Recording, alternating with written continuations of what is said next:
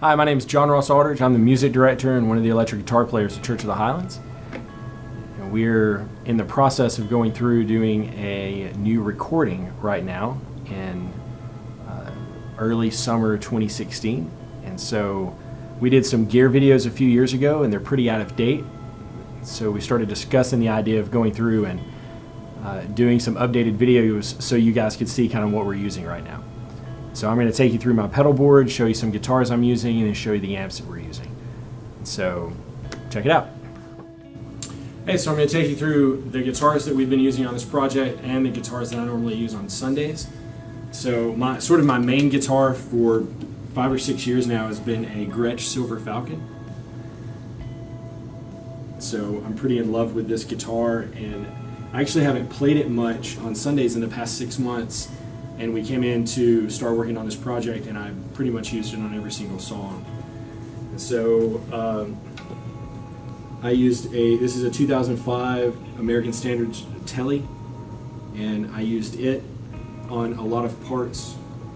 And then this is a stock reissue Fender Starcaster, and it actually sounds really good. I can't remember, I got it for a really good deal from Mac Hatton at Sweetwater. That's Mac Hatton at Sweetwater.com. Anyway, it's a great guitar.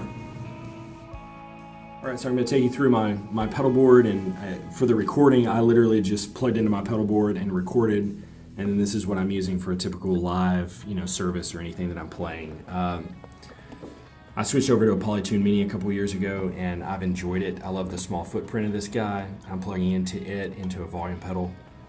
From the volume pedal, this is an Ernie Ball VP Junior.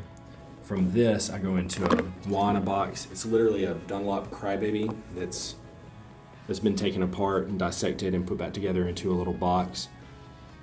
It sounds really cool. It gives you that sort of parked wah sound. This is controlling what your foot would normally control. Out of that, I go into a Klon KTR. My impressive drive section, a Klon KTR and a Maxon OD808. It's super simple, but very effective for me.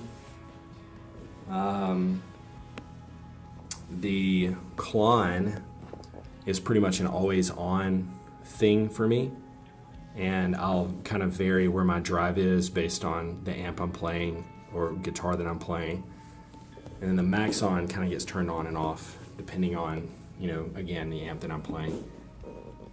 I've had this overdrive. I've literally had this overdrive for 10 years, and maybe even 11 at this point. So it's a lot of fun. Hey, this one goes to 11. My favorite delay pedal, it's a Deluxe Memory Man Tap Tempo. It's the 550 version. A couple of years ago, a friend of mine was selling a big box Deluxe Memory Man, and I was going to buy it. And I A-B'd this with that, and I couldn't tell a difference. Maybe just a tiny little bit, but for how I'm using it, just having the tap makes this so much more convenient. And so this is literally always on, and it's on an 8th note, even though you can cycle through like different subdivisions. I normally leave it on an 8th note. It's going into an El Capistan. For the most part, I'm using this El Capistan as a washy delay reverb thing. So if you think about the sounds that you can check out for the El Cap with Strymon,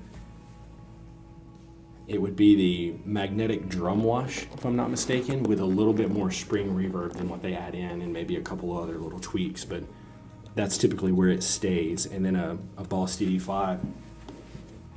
I have a Tapestry Audio Time Traveler, and my wife's calling me, so I hope you didn't see her phone number. I have a Tapestry Audio Time Traveler, and it's sending a BPM out from here, so it just generates a BPM and it's sending it out to the DD5, the El Cap, and the Memory Man. A guy named Drew Swindle who runs Swindler Effects. It's a local Birmingham guy. He modded this to receive a tap, and Ryan at Tapestry Audio that builds these actually had to do an update on these so that it would communicate with these Strymon pedals more efficiently. And so now these two work together like amazingly. So because of this, I'm able to sync all of these up, or at least dial in and sync up to the song without having to think about that. And the DD5 is a dotted eighth. Unfortunately, it means it's on a lot. So these are my main two delays, the Memory Man and the DD5, and then the L cap's more of like ambient washy kind of stuff. DD5 into the TR2, and it's a stock TR2. I've just swapped out the knobs. I don't do as much modding as like if you go watch Wesley Winford, one of our other guitar players. He kind of mods extensively, and mine's a lot more chilled out. I changed out knobs. Ooh. So TR2, and from the TR2 into a stock RV5 with the same thing. I did this so I could roll this knob with my foot. And out of that into the amps. So that's pretty much it. I only use the modulate setting on the RV5. I like it.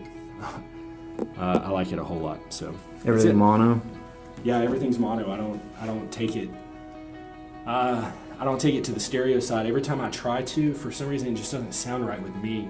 Wesley sounds incredible when he runs stereo, and for me, it's always I don't know. It's always an issue. Even when I was running like a timeline and a eventide space and all of that, it just never felt right for me.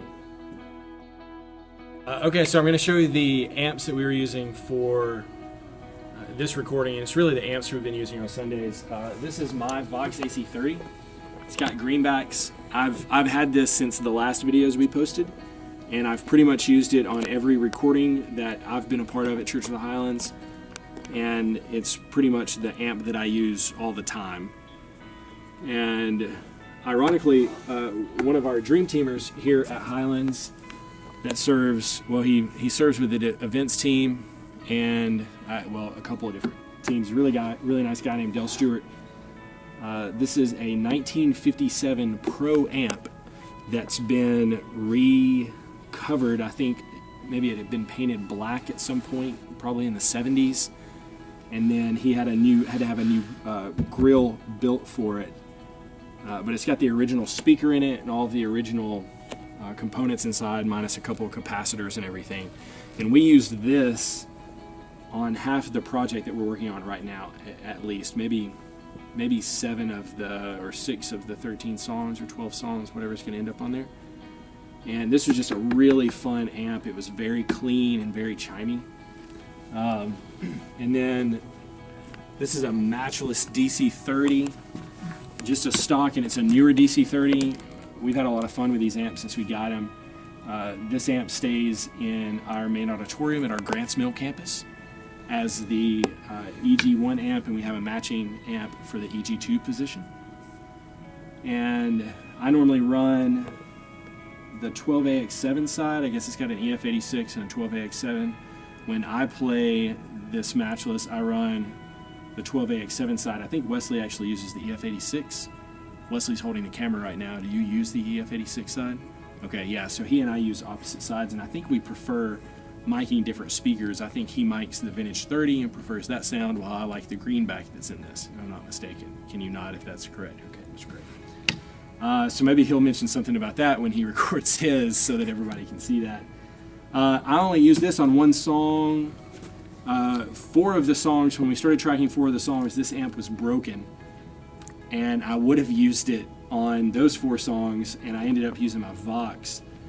And then when we started this round to record the rest of them, I had just gotten that Fender from Dale and started using that, and it was a lot of fun doing that. So anyway, I hope you enjoyed that quick walkthrough, and that's probably about it.